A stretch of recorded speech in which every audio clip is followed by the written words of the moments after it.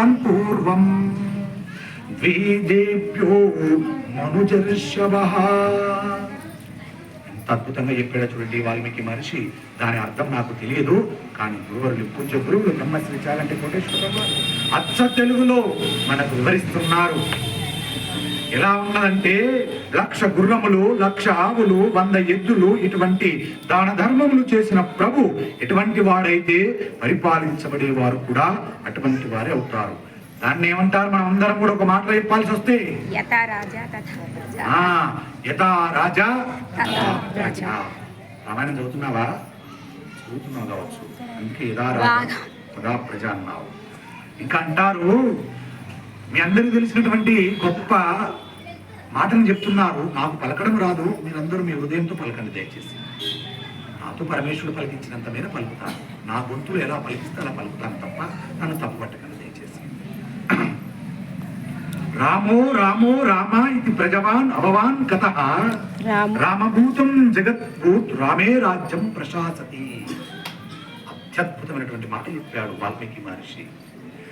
ఏమంటున్నారంటే అందరూ కూడా అక్కడ రాముడు రాజు అయిన తర్వాత, రాజారాముడైన తర్వాత, పట్టాభిషిక్తుడైన తర్వాత ఎవరి నోట విన్నా రాముడు రాముడు రాముడు రాముడు రాముడు, రాజారాముడు రాజారాముడు రాజారాముడు. ఇట్లా ఉంటుందండి రేపటి రోజు వరకు. ఈ చుట్టుపక్కల పురాలలో అందరూ కూడా కురిక్యాల కురిక్యాల కురిక్యాల కురిక్యాల కురిక్యాల అంటారు. ఎందుకంటారు? నిన్నటి రోజున రామాయణ పాదుకా పట్టాభిషేక మహోత్సవం జరిగింది. ఎంత అద్భుతంగా జరిగిందో, ఎంత రామ అన్నప్రసాద వితరణ చేశారు. కడుపు నిండా తినొచ్చామయ్యా అని కూడా చెప్పుకునే ఉంటారు. అలా రాముడి గురించి చెప్పుకుంటున్నారు అక్కడ ఉన్న పురవాసులందరూ కూడా. రాముడు రాజ్యం చేస్తుండగా దొంగల భయం లేదు, శత్రువుల భయం లేదు. నెలకు 3 వానలు పడుతుండేవి. భూమి సస్యశ్యామలంగా పంటలను ఇచ్చింది. చెట్లు అన్ని పుష్ప భరితములయ్యాయి. ప్రజలు చాతుర్వర్ణముల వారు తమ తమ ధర్మములను పురస్సులై ఉన్నారు. పెద్దవాళ్ళు బ్రతికి ఉండి చిన్నవాళ్ళు మరణిస్తే పెద్దవాళ్ళు చిన్నవాళ్లకు ప్రేతకార్యం చేయడం రామరాజ్యం లేదు. ఇది ప్రభువును బట్టి ఉంటుంది. ప్రభు ధర్మాత్ముడైతే యజ్ఞయాగాది క్రతువుల యందు ఆస్తిక్య బుద్ధి ఉన్నవాడైతే, వెంకటాచలము శ్రీశైలం మొదలైనటువంటి క్షేత్రములందు ఆస్తిక్యం ఉన్నవాడైతే ప్రభువుకి శంకుస్థాపనము చేసేటప్పుడు చొక్క విప్పాలన్న ఇంగిత జ్ఞానం ఉంటే, ప్రభువుకి పూర్ణాహుతి అంటే ఏమిటో తెలిస్తే, దేవాలయంలోకి వెళ్ళేటప్పుడు తల మీద ఏదైనా కట్టుకొని చొక్కా తీసివేసి ఉత్తరీయం వేసుకొని వెళ్ళాలని తెలిస్తే అటువంటి నాడు రాజ్యం సుభిక్షంగా ఉంటుంది. అందుకే ఈ కుర్క్యాల ప్రథమ పౌరులకు విన్నవించి చెబుతున్నాం. అలాగే చుట్టుపక్కల పుర వాసుల కంటే, పురవాసులంటే పుర గ్రామాలకు, చుట్టుపక్కల గ్రామాల ప్రథమ పౌరులకు చెప్తున్నాం. ప్రథమ పౌరులు అంటే ఎవరు? సర్పంచ్. ప్రథమ పౌరులైనటువంటి సర్పంచులకు చెప్తున్నాం, దయచేసి ఇలాంటి ధార్మికమైన కార్యక్రమాలను మీ పురాలయందు మీ అధ్యక్షతన చేయించండి. ఆ పురాలు సుభిక్షంగా ఉంటాయి. మీ ఏలుబడిలో మీరు రాముడిగా కీర్తించబడతారు అని ఈ రామాయణం సవినయంగా ప్రార్థిస్తుంది. అటువంటి రామాయణం పరమ సత్యం. ఇది కల్పితమైన కథ కాదు. రామాయణం కల్పితమైన కథనా? కాదు. రామాయణం ఏదో కాలక్షేపమునకు చదువుకునే కథనా? కాదు. రామాయణం టైం పాస్ కు చదువుకునే కథనా? రామాయణాన్ని హేళనగా చదువుకునే కథనా? రామాయణం ఎంత అద్భుతం, ఎంత జ్ఞానామృతం, ఎంత రసామృతం. రామాయణం అనేది ముందు పెట్టుకుంటే పులకించిపోతాం, తన్మయత్వానికి వెళ్ళిపోతాం. రామ అంటే చాలు రోమం నిక్కబుచ్చుకుంటుంది. రామనామములో సర్వదేవతల స్తోత్రం ఉంది. రామనామములో సర్వదేవతల మంత్ర సారమున్నది.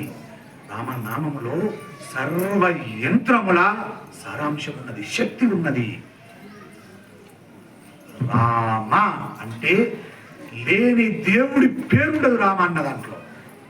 అన్ని దేవతల పేర్లు, నామాలు, శక్తి, యుక్తి, భక్తి రామ అన్న 2 అక్షరాల్లో ఇమిడింపజేయబడింది.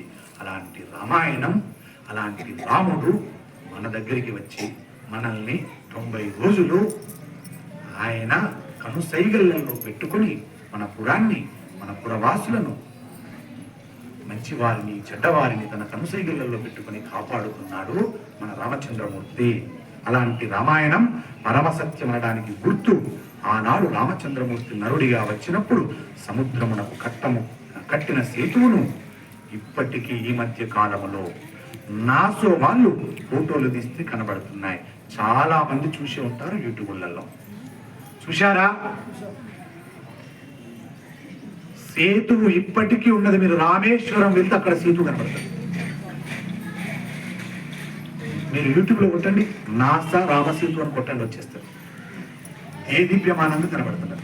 మీరు కొందరు అంటున్నారు అది ఏఐ టెక్నాలజీతో చేసింది అంటున్నారు. అయ్యా తప్పయ్యా, దయచేసి కాదయ్యా. మీరు కావాలంటే రామేశ్వరం వెళ్ళినప్పుడు కొంచెం పరిశీలించండి. ఆ రామేశ్వరం బ్రిడ్జి దగ్గరికి వెళ్ళినప్పుడు ఖచ్చితంగా మనకు కొంత కనబడుతుంది. అక్కడ రామసేతు కట్టారు. అంత గొప్పదండి. రామాయణం అసత్యము కాదు, రాముడు అసత్యము కాదు.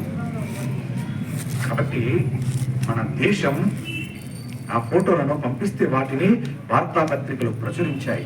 వాళ్ళు సముద్రంలో మాకు సేతువు కనబడింది, భారతదేశంలో దక్షిణ సముద్రంలో అది గుప్తంగా ఉంది అని కూడా రాశారు మిగతా దేశాల వాళ్ళు. మన దేశ గొప్పతనం అది, మన భారత మాత గొప్పతనం అది. అలాంటి భారత భూమిలో పుట్టినందుకు అసత్యాన్ని నమ్ముతున్నాము, సత్యాన్ని నమ్మట్లేదు. అది తొలగిపోగాక, అసత్యాన్ని నమ్మడం అనేటువంటి జ్ఞానం వినాశనమైపోగాక, సత్యమనే జ్ఞానం మనలో ప్రచురిల్లుగా. కానీ రామాయణం అంతర్గతంగా ఆశీర్వచనం చేస్తుంది రామాయణం.